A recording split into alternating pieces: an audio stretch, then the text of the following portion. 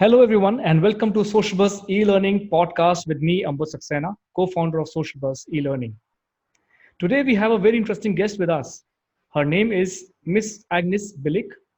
She is a podcaster and content creator for Raw and Real Media. Welcome to Social Bus e-learning podcast and vlog, Ms Agnes. How are you doing today? Thank you so much for having me. I'm super excited to be on your show. And I'm excited to dive into content with you. Yeah. So, Agnes, let's talk a little bit about your journey in the scenario of podcasting. What brought you to podcasting and why you hooked onto it? I've seen your podcast, I've seen your vlogs on YouTube, and you've interviewed a lot of people and you've gathered their life journeys and all. What prompts you to do that? Yeah. So in general, for me, the whole journey started while I was doing my master's and I was doing research in the field of entrepreneurship for my master thesis.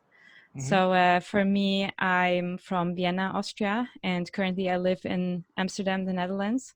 So I didn't really have a network here, which meant for me that I had to get out there to a lot of startup events and meet people that would be willing to give me a 45-minute interview for research purposes. Hmm. And a whole new world opened up for me because I got to meet all of these amazing, open people that were super driven and passionate. And I interviewed them about their fear of failure and how it influenced them in their daily lives. And the interviews I had for research were very open and very inspiring. And they were also very empowering for me personally because I never heard people of that level basically talking about their fears and their insecurities and everything that was kind of going wrong for them. And Hmm. I just enjoyed it so much, and it changed my perspective of what I was also capable of, Yeah. because personally I thought, hey, if this person is feeling on the inside this way but then they're acting this way to the outside world, Yeah. then maybe I'm also capable of doing more. And I checked online and I couldn't really find any content that would show this more vulnerable side of people. Hmm. And then I just didn't want to leave this world either. So I just decided to go into podcasting because I felt like, hey, it has a lot of potential, especially like in Europe, Asia, in the US, it's already quite established, but I think there's still a lot of growth potential. It's a very intimate medium. You can listen to it everywhere. And I really believed in the mission that I had to show, again, this more human side of people, that others will be more able to connect with that side and will be also more empowered to, first of all, like overcome their fears a little bit because they realize that other people have them as well. And Yeah. second of all, to really help people be a little bit more open. Yeah. Yeah, I think even in my experience of networking in India and a bit in Italy, I've realized that people have their own journeys, and they have been through a lot of things, and yet they have conquered a lot of fears to get where they are. And I think even they want to talk about it. It's a very seldom discussed topic, that what did you Yeah, went through, what did you yeah, go through to reach where you did. So I think, yes, yeah. that is a very important topic to talk to entrepreneurs, and I see a lot of Indian entrepreneurs as well who are masters in their field. They are subject matter experts, but they have a story to tell, and that story is quite intriguing most of And the time. you get the feeling that people are successful overnight. You don't really get to see the internal barriers or the demons that they're fighting kind of every day. And I think if we show that side more, way more people will be empowered to also really follow their dreams. Yep, that's true. That's true. So what is your learning from all these interviews? Do you plan to start something on your own, apart from Raw and Real Media? Do you plan to take it forward? Do you want to expand it? How do you plan to take it forward? Well, so currently, I'm working on booking people on podcasts. So that's a lot of work because it just comes with the fact that you have to establish your network way more with podcasters as well. So that's very interesting. And besides that, I'm just also working on improving what I have. Mhm. And I also create podcasts for other companies. So there's, for example, the Council of Human Development. I created a podcast for them. It's called You versus You, and that's also just like, you know, a lot of work. But you know, I'm always happy if another opportunity comes along, and yeah. Okay. So you said that you set up podcast for a company, you versus you. So was it like a very tough project for you to take on, or were you just supposed to let them know what the things are? And it sounds more like a podcast consultancy that you did for them, or is it like properly setting up their unit? Like we do digital marketing, so we set up the entire social media channels, we optimize those presence on the channels and all. So what was your work in that? Yeah, so I completely set up the podcast for them. And the way how it works is that I interview members of their community every week, which means that I prepare for the interview, I lead the interview, and do also the back end management for Mhm. it. And in advance, we discussed just like the general topic, what we want to talk about, and who will be part of the podcast. And then I set something up and lead the conversation. So it's also very exciting because I get to talk to multiple people at the same time, which means that you need to take the lead and you need to make sure that you include everyone, that everyone gets a chance to jump in. Again, with four people, that can be sometimes a little bit of a challenge. Yeah. That's right. Actually, Agnes, that brings me to the next question.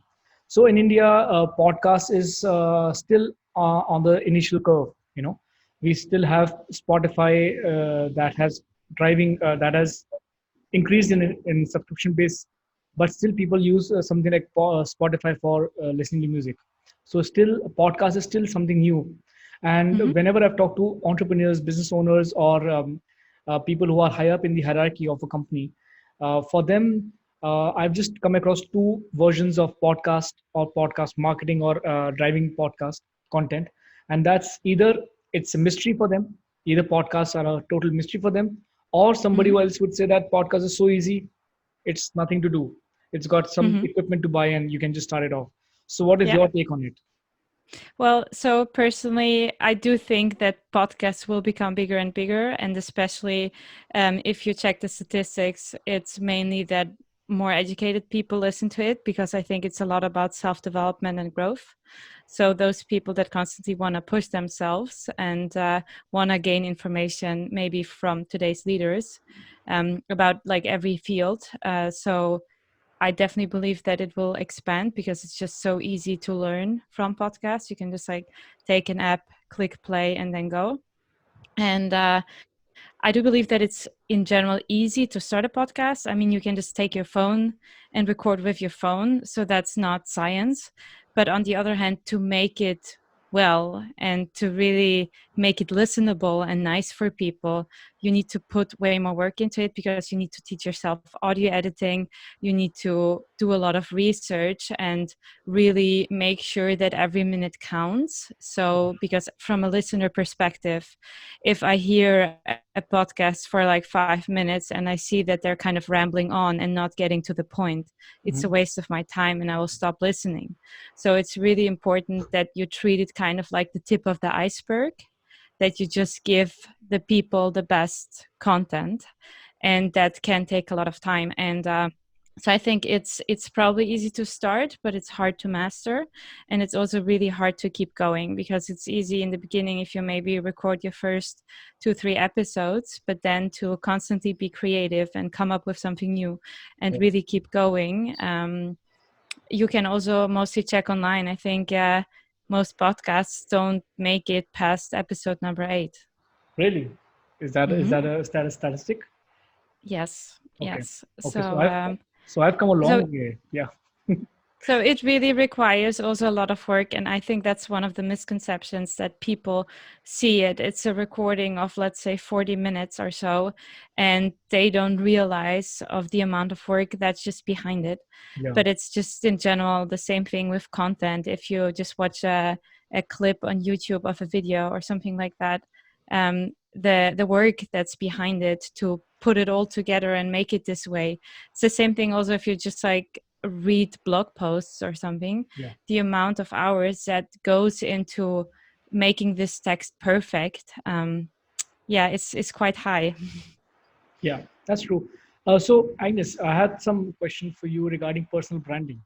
So, generally, when somebody's starting out to build his own venture, Yeah. people either have a wonderful product to sell, or they have a Yeah. wonderful personality to sell. You know, Hmm. so people do take on personal branding seriously if they are serious about their company as well, and many times they take upon a Twitter and LinkedIn to Yeah. build their own personal brand. How Hmm. potent as a personal branding tool is podcast from a personal branding perspective? Well, so I think also it's first of all important to take into account the field which you're in. Yeah, But by now, if we take a look at the market, there are podcasts in every field. And fact is that they have a certain audience. So, for example, if I take my podcast as an example, there are a lot of entrepreneurs that follow this podcast and that listen to it on a regular basis. yeah, So, if you want to get their attention, it's a really easy way to just like show yourself and show your human side and share knowledge and kind of just provide value, hmm, and people can connect to it. And that's the amazing part about it, because if you provide value for someone, then they will be more curious and they will follow up on it. Plus, it allows you to tap into a new audience. hmm, So really the people that are focused in voice. And just if we also take a look at the market, and with like Google Home and Alexa, Amazon Alexa, like everything is moving also more towards voice. So personally, I do see it as a very important and also super powerful tool. yeah. That's true. That's true. In fact, I think in India, at least, I can talk about India. So the level of attentiveness of person is decreasing because people are distracted. They are watching other platforms at the same time. They're browsing through their windows and all. And podcasts actually started off in India more like something that you entertain yourself with when you Hmm. are driving or when you are Yes. commuting in the metro. Yes. So now with the lockdown on, I've seen that people are not obviously not able to commute at all. But Yeah. yes, still people who would like to read books or would like to get updated about their field of work, they would like to listen to podcasts that are keeping them updated. So they would talk about they would listen to podcasts that are talking about digital marketing trends or fintech. If the guys from fintech sector, you like to listen to fintech updates, budgets, and how it's connecting the NBFCs and all. So yes, it's a bit of educational content, and it's being produced by people who have a certain amount of knowledge about a field. It's not for anyone who can just host it. It has to be about content. So content is at the heart of podcast. Yeah. Now, I have just one more question to ask you. So many times I do consultancy for a few companies, and I've realized that whenever we suggest to a company to start something which they've not done before, sometimes it's even that they've never blogged before. So they have to do content marketing in the form of blogging and email marketing and all. So Hmm. there is also a suggestion from our side that you should probably start podcasting. Hmm. And the immediate question that comes from their side is that if we do start podcasting, do we have a business to make out of it, or is it just talking about random things? Or, I mean, not random, but yes, about the industry that we are in. So, is there Yeah. a way to monetize podcast, or what should be the expectation? Well, so I think it's really important to think about the strategy in the beginning. And from a company perspective, you can get in touch pretty much with everyone in the world. So let's say I decide that I want to start a digital marketing podcast and I miss knowledge in digital marketing and just like want to educate myself. Yeah. Then I can just, contact managers that are very knowledgeable in this field and just talk to them on the podcast and just gather knowledge. And while you're talking to them, you're also building a relationship with them, which means that it's just so much easier to get a step into the door to also do sales there. So I think it's very powerful in terms of networking and also potentially sales. But besides that, I think there are quite some ways to monetize a podcast. So one of the ways is getting a sponsor. So personally, for example, it worked out for me that I had a special guest on the show, and then I contacted a company that was selling a certain product, and it would be a benefit for this company to be present in the network's guest because they always share it usually on social media. That's one powerful way. So you can just negotiate with them about a certain fee. And it's also content that is available for a long time because you upload one episode and then people still listen to it maybe a year later. Besides that, there are also sites online like Podcorn where you can get matched with sponsors. And there's also something called affiliate marketing, which means that you can just like choose a certain product that you think would be interesting for your audience and check if they have an affiliate marketing program, which means that in the end you subscribe to their website, you get like a certain account with a code, and then you promote their product, and then if people go to their website and use your affiliate link or type in your code, then you would get a certain percentage of the sale as well. Yeah. So in general, there are many ways. I mean, you can also, for example, book people on podcasts. It's a PR medium, which means that someone will get a lot of publicity by tapping into different audiences. And just a lot of people also don't have the knowledge or time um, to do that. So that's also one way to approach it. Yeah. So in your experience, do you think people are in your country, like in Netherlands, are people Yeah, ready to pay a fees to be on your podcast, or is I there some think criteria that you look at?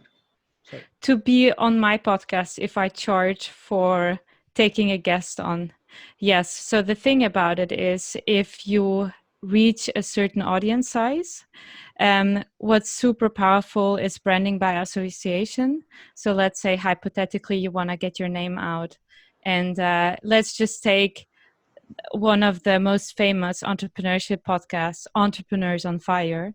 So in order to be on that podcast, I think you have to pay around $2,000 to $5,000 or something for one episode. Mhm. But the thing is, like, you get a lot of promotion out of it. It's so many people listen to it, and as a listener, you look through that list and that name pops up among, let's say, millionaires or something. That's very powerful. So yeah, it's definitely possible. And again, it's just dependent on what you want to achieve on your own strategy. Yeah, yeah, that's wonderful, Agnes. I think that's a lot of information for a lot of companies and people who want to build their own personal brands to know more about the medium of podcast. I think one of the most popular podcast channels right now is Spotify, and Yes. I have also heard a lot about Buzzsprout. I would do a lot of, it makes your own microsite for your podcast, so that is quite sorted work. Again, which one do you recommend for anyone who's beginning to, and somebody who's not willing to shell out money but just try it out, like blogging started, that you set up your own setup and you start talking about things that you are passionate about, but you don't want to pay money for it. So which one Yeah. would you prefer? Yeah, so in general, I think the best podcast hosting site that is for free is anchor.fm, Mhm. because you can just upload as much as you want to and you don't have to pay anything. And it's automatically distributed to 8 sites, and one of them is Spotify Yeah. and one of them is iTunes as well. So that's really good for starters.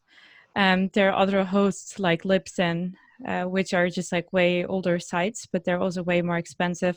And of course, you get other benefits that you're present in on more sites, and you get also better statistics and all of that. But especially if you're starting out on a low budget, check out Anchor. Yeah, that's wonderful, Agnes. I think that's a very, very informative session for the community of Social Buzz e-learning. And thank you so much for your time, Agnes. It was wonderful to have you here. And I would look forward to hearing more of your interviews on YouTube, on Spotify, and wherever you are. It's good way to connect with people across the world. Even in blogging, we look forward to having guest blog posts. So podcast is something where you can have a guest and you can gather some Yeah. new insights about some of the geography, some of the field, some of the personality, some of the take on life. So I think that's a wonderful way to connect. So thank you so much, Agnes. It was wonderful to have you on Social Buzz e-learning. Thanks so much for having me. It was really fun. Okay. So with that, we come to the close of Socialbus e-learning podcast in conversation with Ms. Agnes Bilik, and we shall meet you next time. Please subscribe to our channel for more updates. Thank you.